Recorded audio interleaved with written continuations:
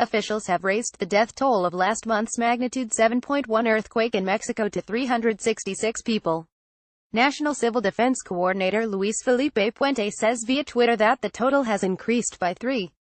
The last remaining bodies are being recovered from a collapsed office building in Mexico City. The toll in the capital stood at 225 on Tuesday. There were also 74 in Morelos, 45 in Puebla, 15 in Mexico State, 6 in Guerrero and 1 in Oaxaca. The September 19 earthquake followed an even stronger magnitude 8.1 earthquake that struck the southern states of Oaxaca and Chiapas, killing nearly 100 people.